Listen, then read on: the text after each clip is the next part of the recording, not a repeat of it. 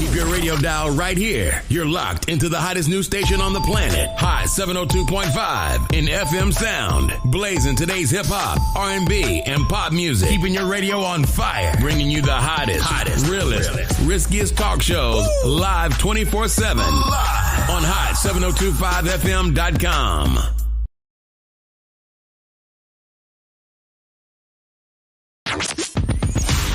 Hi. Hey. What's up? All your favorite artists. Check it out. Say my name. DJ Khaled. This is Mila J. Bruno Mars. On hot7025fm.com. Tune in now on hot7025fm.com.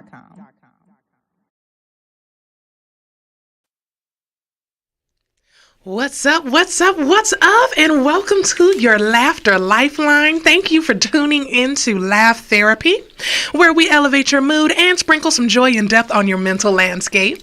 Today, we're diving deep into the pool of life, exploring topics like purpose, fulfillment, and how childhood memories and personal relationships have sculpted our belief in both life and in ourselves. So get ready for a healing conversation that I have you chuckling at the twists and turns of our journeys and maybe rethinking or discovering a new truth about your own. Because let's be real, life is a roller coaster, but we have to find the humor at every turn. And to do that with me, y'all know I've got my beautiful co-host, JD, aka Sunshine. What's good? So y'all already know how we do. Kick back, relax, and let the laughter work its magic on your soul. Laugh Therapy listeners and jokers, let's get into it. I'm so excited once again. You guys know I'm excited every week. I say that every week. I'm excited about this subject, but it's because we come up with them. We come up with our own subjects and do our own research, and then of course get on here and we talk to you guys. We give our opinions. We therapize. And then me just being me as a comedian, I turn everything, including trauma, into something to laugh about. So you guys get your chuckles and your laughs. If you are new here, welcome. Tune in with us. You will definitely get a laugh and maybe a tear out of y'all see I got the glasses on today so I can wipe my tears in silence. Talking personal fulfillment and purpose, which I feel is a very important topic. And enough of us are not talking about it. So I'm really excited to get right into it because we don't want to waste too much time. JD, what would you say? What does the concept of purpose mean to you as you navigate through adulthood? So purpose is always meant to me the reason why you're here on this earth. Why are you here? What is the reason why you're doing the things you're doing? And you've what always is had that the understanding? reason for your existence? What were you put here for? Yeah. Yeah. Wow. Well, I did not always have that understanding of purpose. Whenever I thought of purpose, I thought of, like in childhood, they would always ask if it was an accident or if you did it on purpose, meaning there was meaning behind it. So when I was younger, purpose to me, was like because I said so. You know, as adults, whenever you would ask why, it was seen as disrespect, at least in my generation. Maybe it was just growing up in the South.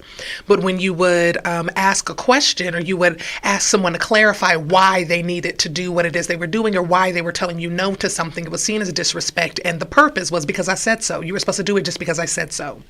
So to me, purpose was authority growing up. Your purpose was the authority. Did you mean to do what it is that you were doing? I would say I didn't come to the consciousness or the realization of purpose meaning meaning your why, you know, why you're here, what your actual purpose is. I don't think I came to that conclusion until much later in life. Maybe not adulthood per se, but I would definitely say maybe later in high school or early college when I really started thinking about having a specific reason that I am here on this earth. Yeah. So it definitely changed for me. Can you pinpoint a specific moment when you felt a deep sense of purpose or fulfillment and what led to that experience? Oh, for me, I've had several. So I would say one of the first moments that I felt real fulfillment, aka or purpose, was when I got my master's degree. And it wasn't just because I had gotten a piece of paper. It represented all of the hard work that I had put in, because a part of getting my degree was also working on my craft as well. It wasn't just school. So that was a part of me being able to work on my craft and get my degree paid for at the same time. So I was getting better in my field as well as learning at the same time.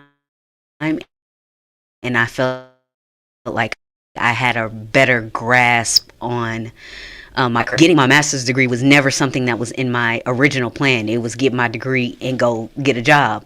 And then when I was getting my undergraduate degree, I was sitting there with my cousin because after our ceremony, I had some friends graduating in the later ceremony. So we were sitting there with my cousin, and they were doing the hoods on people who are getting their masters, and she like almost teared up. If you're listening, you can go ahead and comment, but she almost teared up. She was like, "Cuz, that is so dope, you should do it." And I was like, "Girl, no, I am done with this place."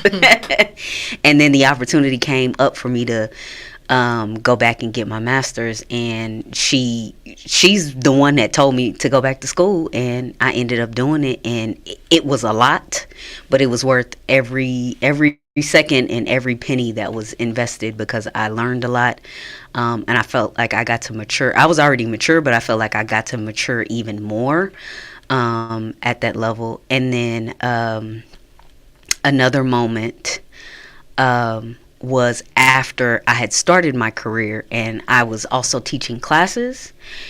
And even though they're just physical education classes like weightlifting, basketball, volleyball, running, stuff like that, I had a student who was almost the same age as me. He might have been maybe like 1 or 2 years younger than me, because I was still young at the time. I was only like 24 or 25. And he would always hang around after class and ask if he could help with anything, or he'd want to be in my other classes with me. So I always let him hang out because he was real cool and down to earth. And after the semester was over, because he would always ask, "Man, can I come hang with you and your folks? Can I hang with y'all?" And I was like, "No, you're in my class. I can't invite you to my game nights and you're in my class." But after the semester was over, he finally asked me, and I was like, "All right, since you done got a grade now, all right." And he was like, "Man, you know what?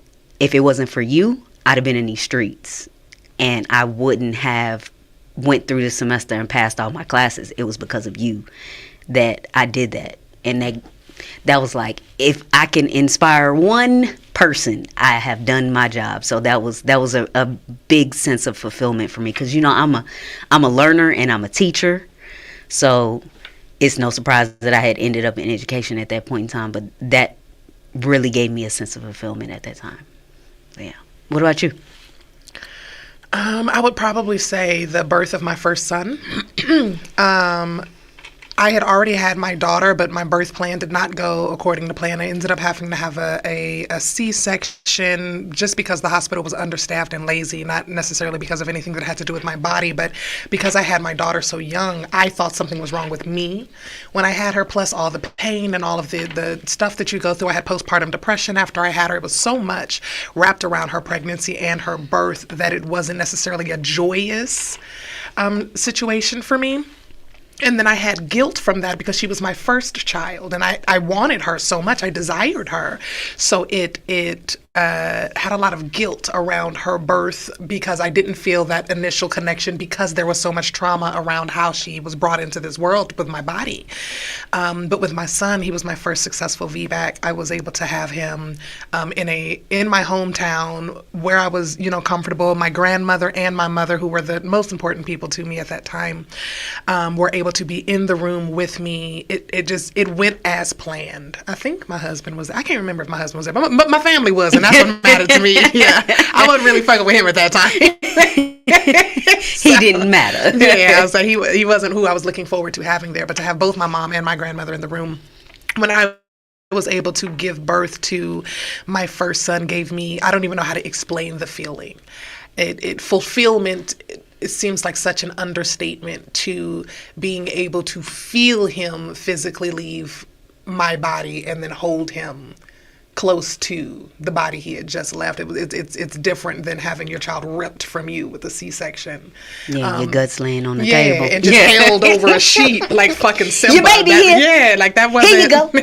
There was nothing comforting about that. I was traumatized. She was traumatized. That was not a good experience for either of us. But I would say then, and then I would also say any moment where I've had the opportunity to write and lead.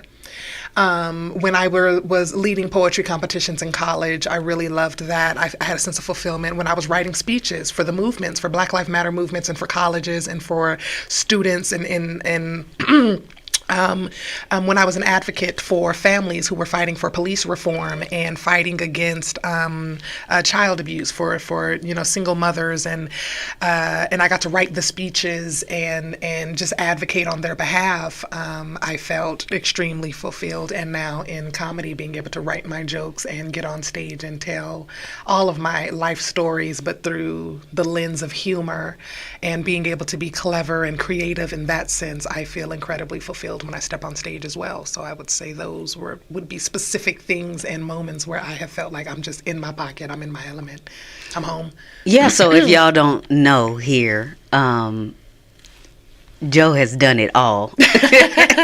There's a shorter list of things I have not done than there is of things that I have. She has legit just done it all. They all pretty much have to do with speech, though. Writing and speech. I have led movements. I have been... Except for when you was a backup dancer on tour. Yeah. Shout out to Travis Porter, man. Her mama thought she was at school getting an education. She was... Thought I was in college. Hey, ladies. Yeah. My mama just knew I was getting the education. If you were top notch, she didn't let me hear you holler. She didn't pay for my education, no way. She couldn't be mad. But I was. Hey, mama. She been in the military. I have. I've done a lot. I've got a lot of experience, but I also think that's why a lot of people come to me for like spiritual guidance when they're asking for advice on something, because I've been in a lot of different situations, and I also feel like I'm a chameleon. I can almost fit in almost any situation. I don't want to. I really don't. I would much rather be at home with people that I'm comfortable with, but I can become a chameleon and fit in just long enough, and that's just out of survival of being autistic and not knowing it and just learning how to kind of mirror people long enough to get me to a safe place where I can go to fuck home. So I feel like I make a lot of other people feel really, really comfortable and safe. Therefore, I'm comfortable and safe because they feel comfortable and safe. And that's because I've been in a lot of places. I've done a lot of things. I like that. Okay. So in the pursuit of your goals, have you encountered challenges that reshaped your understanding of personal fulfillment? Ooh. Well, I think everybody has. So yes, I definitely have. I would say, because I've hit a lot of obstacles because I've done a lot of things. I've seen a lot of greatness, but I've seen a lot of greatness because I've walked through a lot of bullshit. If that makes sense. Like in order to get to the other side and say, oh yeah, I got to do that. And there are people who know me and respect me because of that. I had to first walk through the trenches and almost all of that first, all the guck. So trying to think of a specific challenge, I would probably say the biggest one was the one that went international. And that would be in 2020 when they tried to arrest me for reckless, or what was it? Abandonment of a child with intent to return in Texas. I would probably say that was the biggest challenge. That was one of my biggest challenges, not only because it was embarrassing, but you know me, JD, I'm real big when it comes to integrity and when it comes to telling the truth and just being fucking factual. Mm-hmm. And I hate being lied on. And the biggest thing about it was the biggest story that was circling wasn't the story about the families I had advocated for, wasn't the stories about the people I had just helped find homes, wasn't the story about the churches I had just helped fund, wasn't the story about me getting police reform rules written, or me, working with city council and me working with the police for better, for our city. The story that ends up going worldwide is the one that the sheriff pushes because he's upset that we're about to win a contract that lowers his funding. And he pushes a story about me leaving my children at home in horrible conditions. I believe his words were deplorable. Leaving my children in deplorable conditions. My entire state knew me as Mama Jeaux. Even the elders called me Mama Jeaux, and they had no problem calling me and referring to me as Mama Jeaux because I had that motherly type of I don't know, status or just feel when people spoke to me. So what he attacked, which is actually really smart in war, what he attacked was the mindset of people putting me on a pedestal as a mother. He attacked my parenting. And the accusations were so far-fetched and so false that it was enough to shake me and rattle me, because usually if you lie on me, I just call it out. And I'm like, nope, that didn't happen and there's no problem. But there was no way to get in front of this. He had announced it to the world, right? It's not like he had announced it to a group of people that I could just go and plead my case to or talk to. He announced it and then released it internationally on different platforms, on different newses, on different things like that. So it was frustrating because I couldn't reach those same people screaming my side of the story. But it was also frustrating because you just know me, and anybody who knows me knows that I hate being lied on and I hate being lied to. And there was no way for me to correct the falsehood, the falsities in the story. So I would probably say if I had to pick one that like helped reshape my understanding of what being fulfilled really is, because in that moment what I would have preferred was I think that's when I started really, really recognizing the difference between being influential and being famous. Okay. I think that helps me reshape the in my head. When people call somebody a social media influencer versus somebody, you just know they're famous. Everybody knows their name, but they don't necessarily know anything about this person. So anything that they hear, they're just trying to see what sticks. Whereas being an influencer means you stand for something. It's supposed to mean you stand for something. You represent something. There's a brand there. And I wanted to be the one where people knew my character so that I couldn't be dragged down by random lies, right? So I started really trying to build a brand at that point, because at that point it was just my word against somebody else's word. So what about you?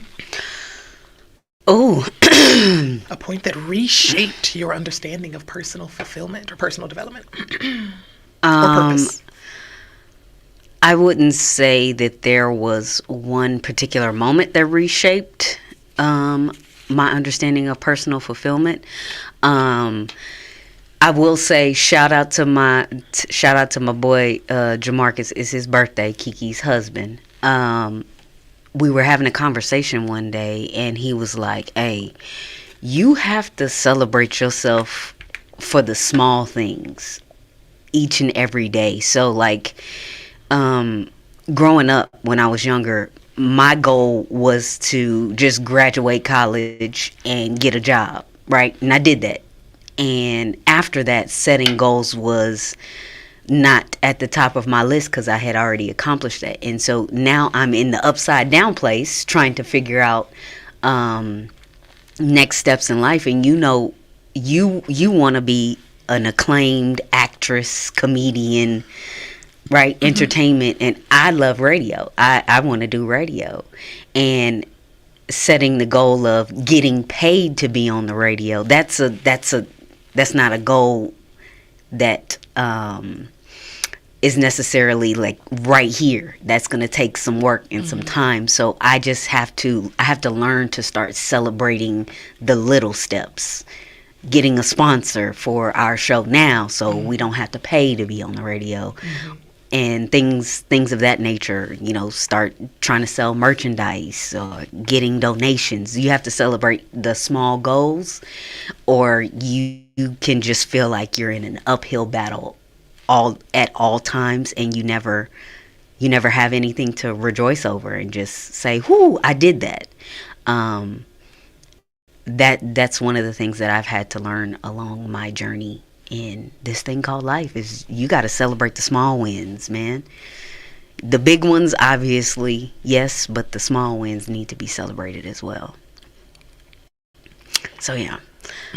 How do you balance the expectations placed on you by society with your own intrinsic sense of purpose? Well, I think, once again, I think one of the things that's so fun for me is my family worked so hard to make sure that I wasn't going to be a stereotype. And what's funny is my mom used to have nobody's is kind of what she would call it. So she would call me nobody's baby mama when I was young, to let me know, like, when I do have children, the man's gonna be here. I will be married. And she was correct. I very much so was married. Granted, we did not like each other, but that's a different, that's a story for a different day.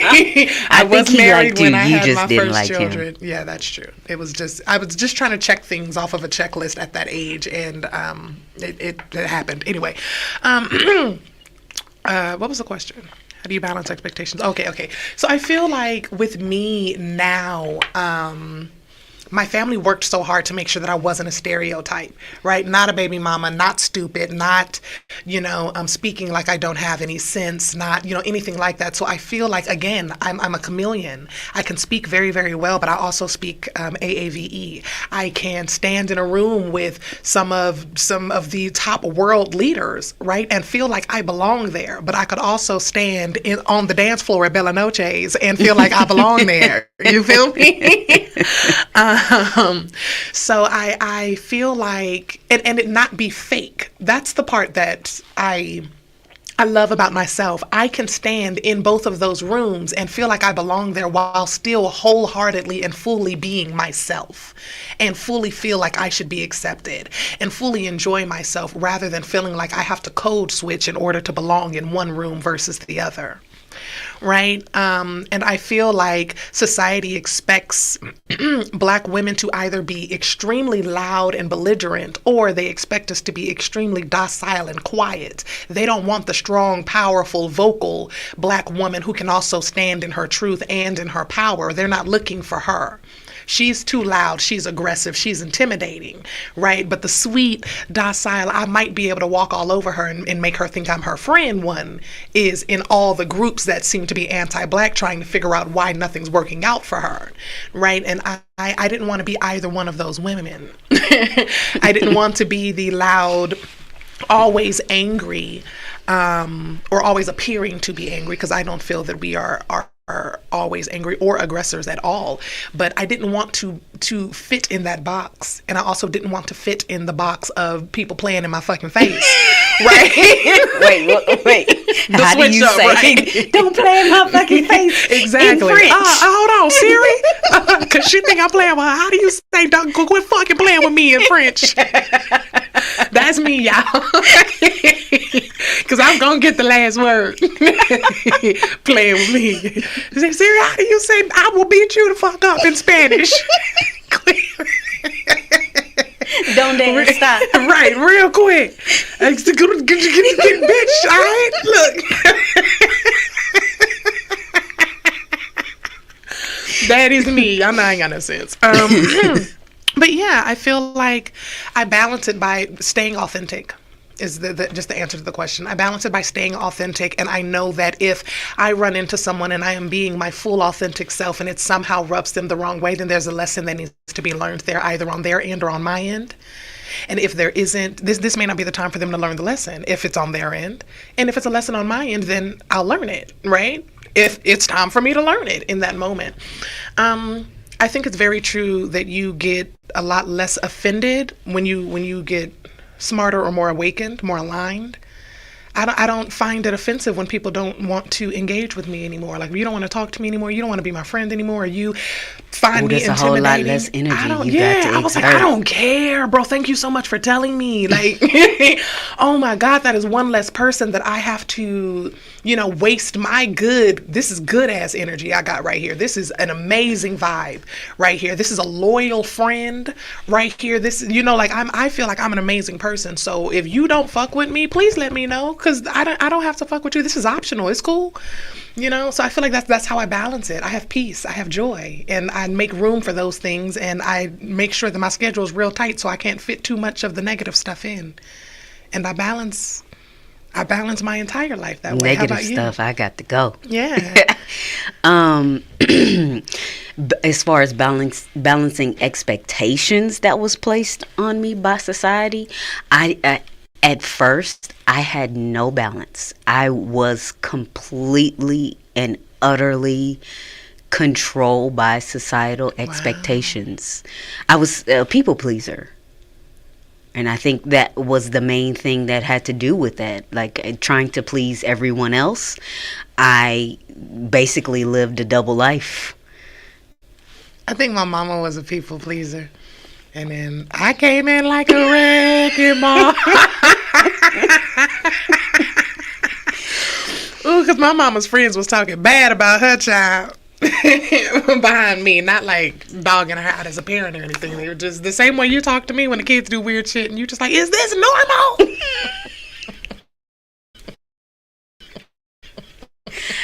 I just never seen half of the shit that they do. I never seen half of it. That was my mama's friends. My kids ain't never did that. Meanwhile, my ass got a shoe swinging from the ceiling fan. I.e. legacy hanging from a blade and then broke his back. And broke the I didn't break the ceiling fan. I broke the vase because I was light enough to go around the ceiling fan. They was durable in the 90s. And that motherfucker slapped me into the doggone vase, though. Just like that time you painted your mama's brand new couch for red lipstick. Yeah. You'd have been hanging upside down from somewhere. From the ceiling fan. No, so for me, yeah, I had zero balance in early adulthood. Is that such a thing? Early adulthood? I had zero balance because I was trying to please society and everybody else, and I just thought I was keeping everybody out of my business. Mm-hmm. No, that's not what it was. I was hiding who I was, and I was hiding everything from everyone because I didn't want to deal with the questions or anything that came along with me showing who I really was.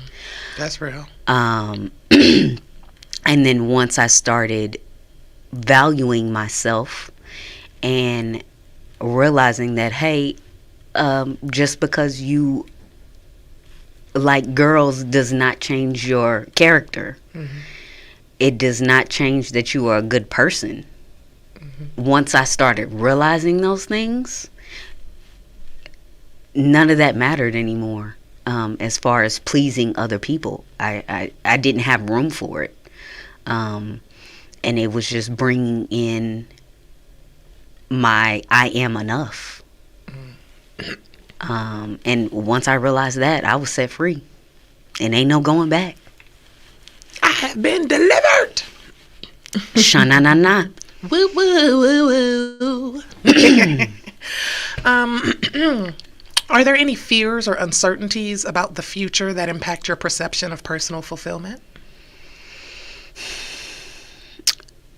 I would say, hey, Austin, my only fear is... Congratulations on the baby. Yes, congratulations. Who is Austin? My old pastor. Oh, congratulations, Pastor.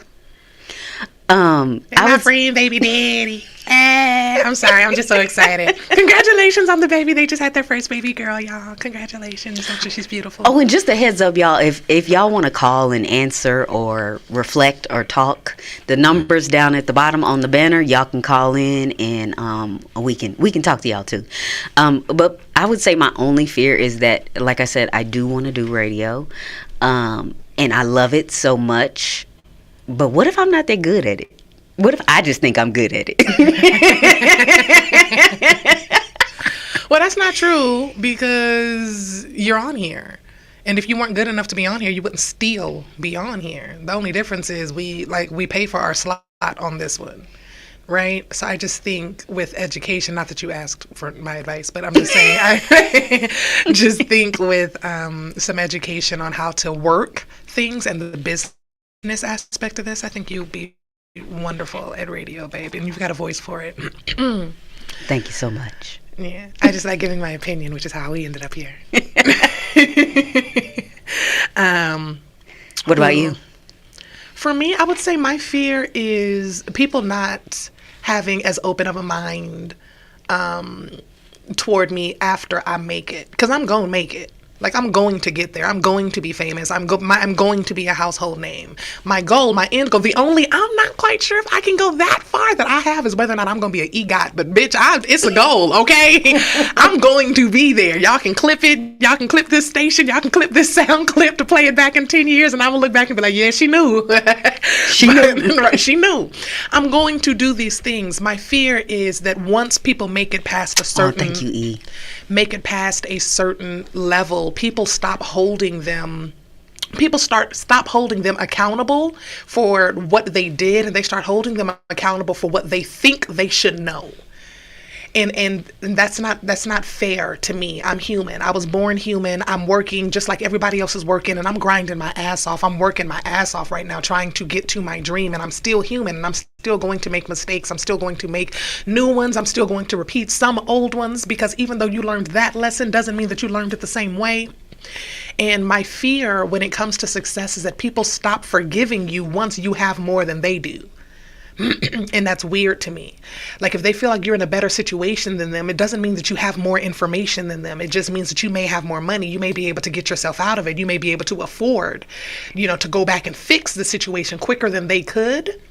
But it doesn't mean that you knew better than to make the decision that you made. And I just feel like we don't give our celebrities enough grace. I feel like in some cases we just overlook it completely, overlook toxicity and make people that shouldn't be famous. But then when people who have good hearts and have good souls and who have brought us joy and who we know have been grinding and have been working and they have a resume and they make a mistake, even if it's a big mistake, people are so quick to try and shit on everything that they've done, all the good stuff, all the nonprofits, all the charity work they've done, all of the giving, they try to shit on all of that and belittle them and make them feel small for that one mistake that they made. And oh yeah, we have zero grace. Yeah, I'm like, when it comes that to shit certain is scary people. Because just knowing myself, y'all, and y'all know me, and my mouth is reckless as shit.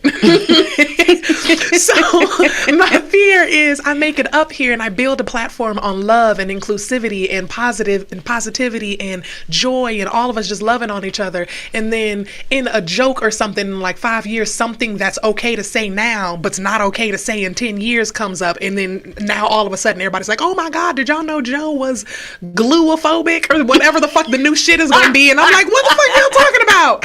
Like, that's a real fear of mine because I know I'm going to be famous and I know my mouth is reckless. And I know I joke and I'm sarcastic and I just say little small stuff all the time. Oh, they're going to go through all your TikToks. I was like, that's one of my fears. They're going to go through something from forever ago and they're going to try to Kevin Hart me and get me off the Oscars. And I'm going to be like, bitch, hold on, right now. I love everybody. I just thought it was funny. Don't do that to me. I didn't say she was on meth. I said it looked like she chewed firecrackers. I be explaining my ass off because y'all got sensitive on me. That's my fear.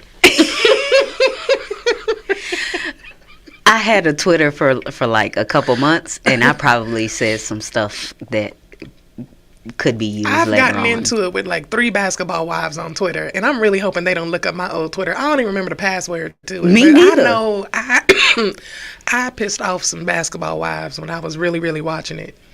They was like, you only see like 30% of our lives. And I was like, that 30% fucking sucks. Like, it's terrible. I was on Shorty's ass, you hear me? So I hope they don't go through those old tweets because I was not kind. I was young and dumb. That 70% is a lot better. Right, sweetheart. Well, why didn't you show us any other 30% that were good, bitch? You are a horrible person on this show. So, yeah. Okay. So, how do you define success for yourself? And has that definition changed as you've transitioned into adulthood? Ooh, success for myself when I'm living versus success for myself after I'm gone is different for me in my head. Because in my head, I would love to have like an Aretha Franklin type funeral. Like, I want to touch so many lives. And you want your funeral to be 16 hours? No, absolutely not. Not that kind. I mean, as far as the amount of people who want to attend it. Gotcha. All right. Yeah, y'all need to wrap my shit up in 2 hours or less. Don't do that to me. It puts me in the ground. Don't do that to me. I can't even hear it. Put me in the ground. Don't do that. Y'all can have a comedy show for my funeral. Don't do that.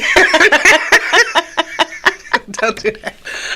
Make it real fun and have some good ass food. Go out the way that I would wanted y'all to. Don't sit there with sad songs and all of that extra stuff.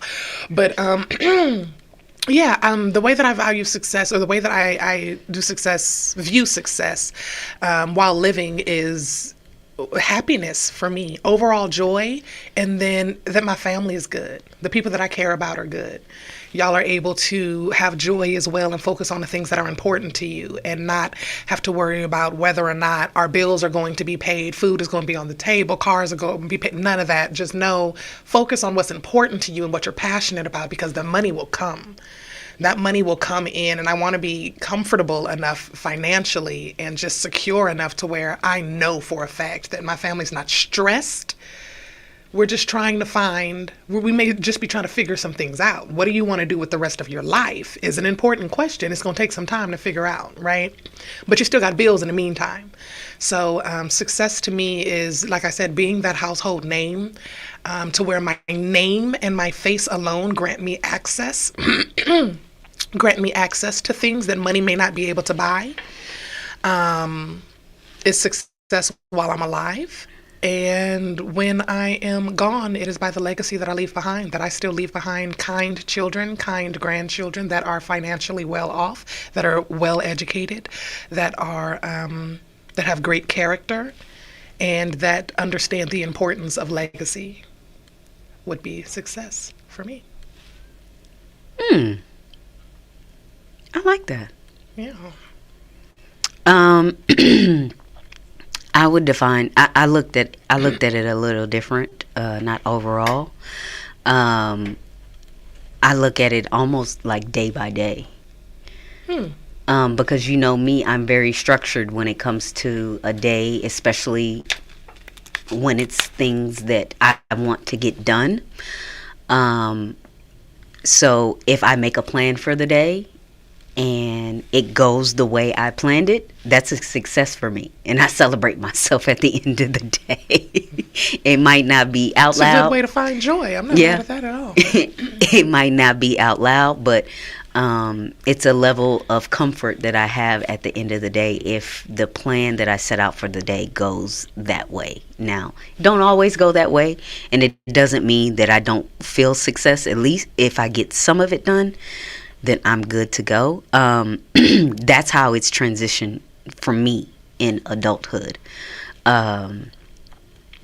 When I was younger, I was flying by the seat of my pants, and the big stuff only mattered to me. Like the day by day didn't matter as much back then. But now I have to celebrate the small stuff, especially in this journey of transitioning careers, lifestyles, all of it. I have to find those small victories, like I said before. So yeah, that's definitely how my mindset has changed around success. But in overall success, I just you want your name, your face card to be access. Yes, access to everything. I just want to have ease. I want to have ease. I think ease will come with access, because and this might be a horrible scene to list it as, but y'all remember that scene in What's Love Got to Do With It, when Tina Turner ran her busted ass face across the street to that to that hotel, and even with a face card that declined, it didn't decline. Y'all saw that shit? That's true. She had access because of her name and her face to get out of that situation. Had it been somebody who was still trying to come up and they went across, they still can't help you. We're sorry. We can help you patch up your face. Ooh, look like he got you good, girl. You know? Sorry, man. Look like he got you good. You might want to work on your bob and weave. You feel me? But with Tina Turner, she ran in there and she said, "I'm Tina Turner. I can pay y'all." They told her money wasn't no good or whatever, but they knew she could handle it. Your face, her literal face, gave her access. Right? No matter how much it was bleeding at the time. See, that's why my fear is getting canceled, y'all. Yes. That's my fear. Because I can turn anything funny to me. I'm sure some people on the other side of this like, really, Joe? Sorry. Look, see, that's why. Because give me grace. You just quit pleading and just please. Right, please, just give me grace, y'all, because I'm going to be famous for real. And I still talk like this. Anyway, but yes, for access. My overall goal, where I would feel like I had a successful life, is if at the end everything is easeful and I have no stresses and no worries. Vic said she was fighting the wind. Vic, I'm not finna play with you today. Was outside. She was around them cars trying to get to that hotel. But when she got in there, her face card did not decline. I want access. Not my ass whooped, but I want access. I want the ease to where I'm not even getting my ass whooped. Right. How about that? To where my face card, I can walk in and say, I'll pay y'all later. And they know I got it. Like, ain't no problem. Let us get her the best shit, the best room, the best this, that, and the other, because that's Jeaux King. Right? Do you know who that is? Should be a legitimate question. When somebody's talking to me, and I don't want to be arrogant, because I'll still be humble, even in that situation. Even if somebody does, do you know who that is? It would feel good on the inside, but I would be like, let me introduce myself. You feel me? You feel me? Vic, I'm not finna play with you. She's a runner. She's a track star. Lord Jesus. Lord help us. That's all I'm saying is access. Yo, say hi to my godson. Tiani's on here. Hi, Tiani. Sheba. Yo, Tiani, she never letting that go. Sheba. That's how Tiani. That's how Tiani says my dog's name, y'all. And it cracked me up the first time I heard him calling her. I was like, why he talking to her like that? Sheba. Is there any particular life philosophy or belief system that guides you in finding purpose and fulfillment? Say that one more time. I'm sorry, I was reading the comment. Is there a particular life philosophy or belief system that guides you in finding purpose and fulfillment?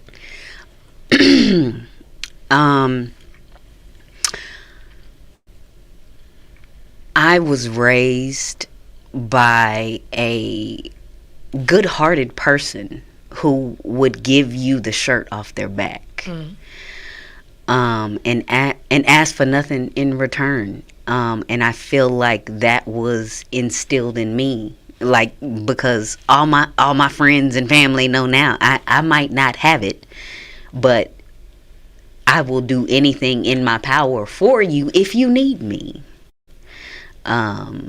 So I feel like that. What is the philosophy of that? That philosophy being present. Being present. I feel like that's all a lot of people just need. Whether you need me to listen and you just vent, whether you need to cry on my shoulder, whether you need advice, all of that shit is free. And I can give that to you because that's how I was raised. And that was what was instilled in me, is presence. Anytime you need me, at any moment, it doesn't matter if I'm asleep, I'll wake up. It doesn't matter what I'm doing. I will give you my time, which is the most valuable thing anybody possesses, is their time. So I feel like that philosophy is instilled in me, and that it one of the reasons why I consider myself a very good person. What about you? I recently discovered that I treat real life like a video game. What the fuck? I do, though. I recently discovered that I treat real life like a video game, and babe, you might be able to pick out some of this.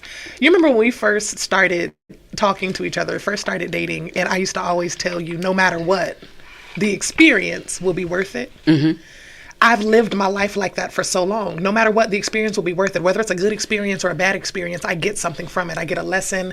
I get a joke now because I'm a comedian. Some of the most horrible stuff that's happened to me in my life, I can turn into some of the greatest scripts or humor for stage now. So no matter what has happened in my life, it has been worth it. So I continue to live my life as though no matter what experience I gain from this is going to be worth it. And I realize that's very video game-esque because I navigate through life by networking. And then I try and build stronger relationships with people who accept me authentically, right? Who accept the authentic me. I build relationships from there, and I try and lift those people up with me, right? So then if one of us kind of falls off, I've built a team of people that kind of keep us balanced, if that makes sense. Like a video game, when you meet people, you get your plus 4 points, plus 150 health points, plus whatever by the people that you're meeting in your life. That's true. I live life. Yeah. And then when you meet enemies or whatnot, opposite. You do everything that you fucking can to destroy everything that they know, love, or ever cared about. And that's me. Like, I don't have very many enemies, but when I do, I take it to level 150, like from level 7. Bowser, you got exactly, to go. Bitch, it's over. So I feel like I live my life like it's a video game, and it does bring me purpose and fulfillment, because if you lead with kindness and you continue to build your network and your friends, you're never lonely, and you're never in a position where you don't have anywhere to go.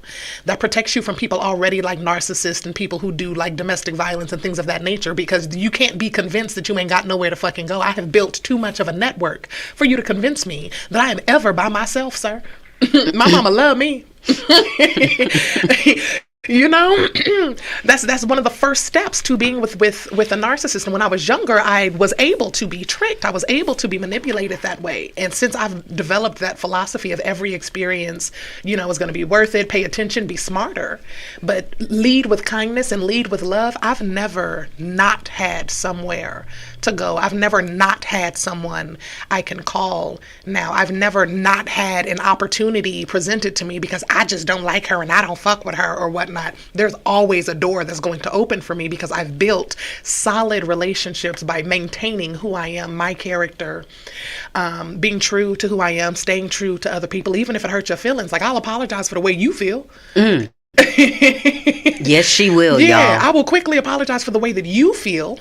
She will. But if I stand by what I did, then I stand by what I did, because that's part of my character. That's who I am. And people who I'm reliable, you can rely on that.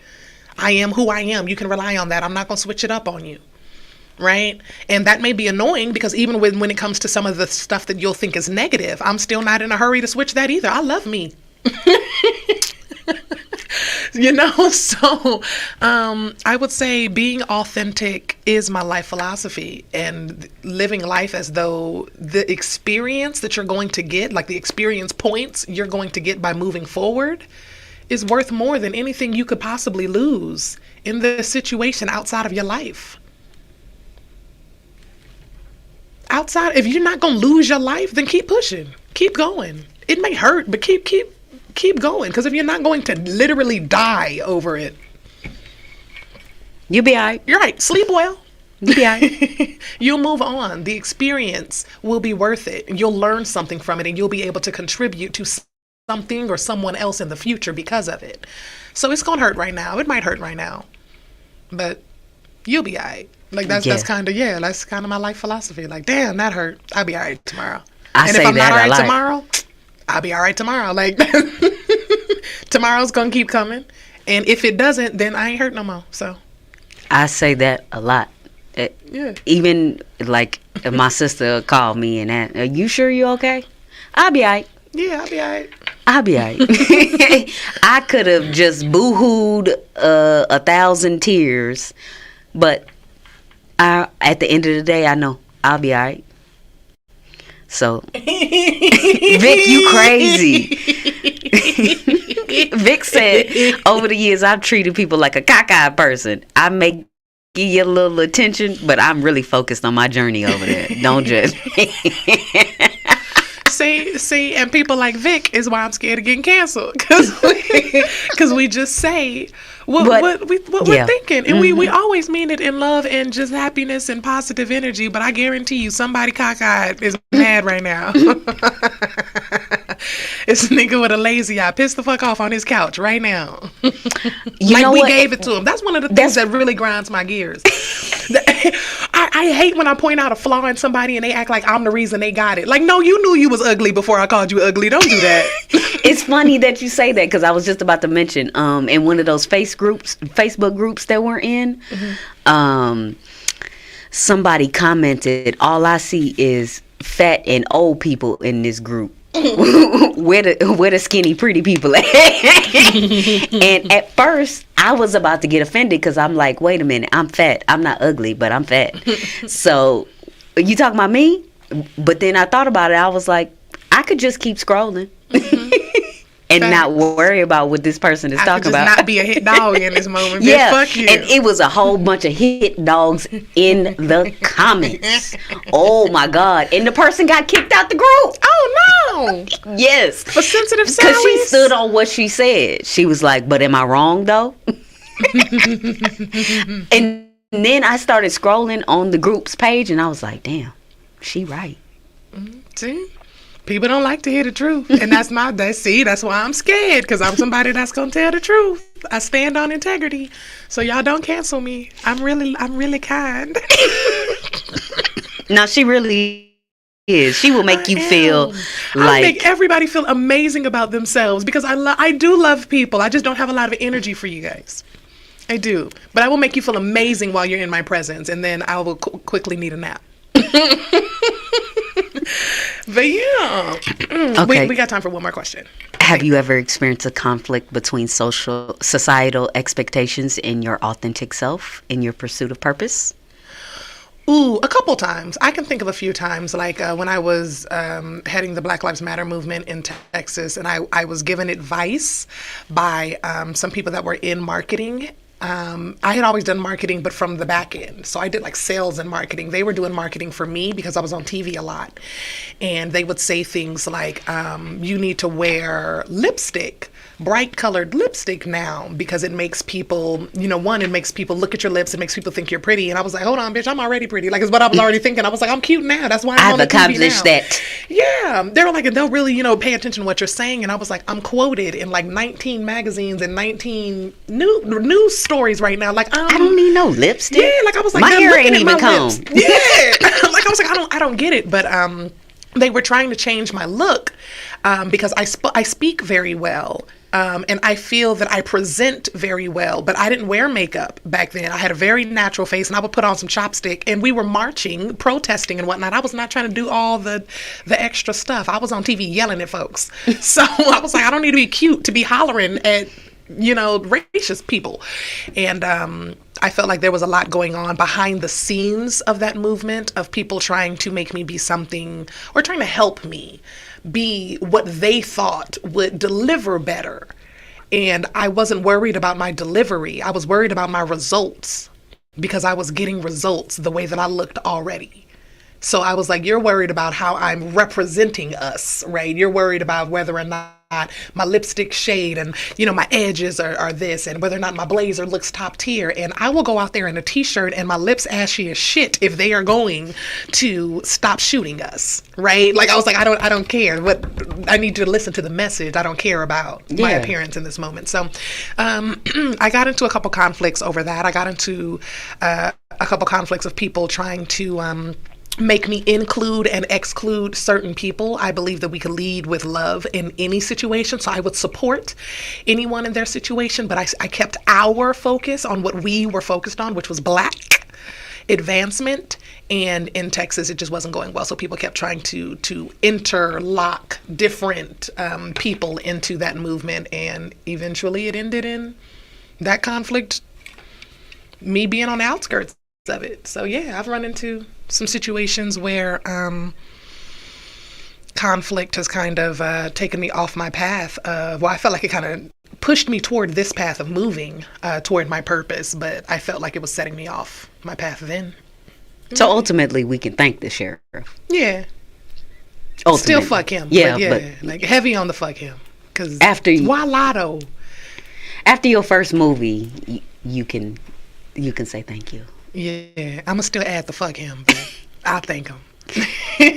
So that's our show, folks. Tell them about your show tonight if y'all in the Vegas area. If you guys are in Las Vegas, I will be performing tonight at the Jimmy Kimmel's Comedy Club at Comedy and Cocktails with our amazing host, Jay Reed, comedian Jay Reed, and I will be the feature. I have no idea who our headliner is, which is really bad. But no, actually, I think our headliner is Jay Reed. That's what I got right. Our amazing headliner, Jay Reed, tonight, and I will be opening. No, he's funny. Featuring for him. He is hilarious, guys. Yeah. So come on out to Jimmy Kimmel's Comedy Club and check me out. See you guys next week, every Thursday at 4 p.m. Tune in to Laugh Therapy. Y'all already know what it is. I hope you guys enjoyed this conversation. And tune in next week. We'll see y'all next week. Bye-bye. See y'all next time.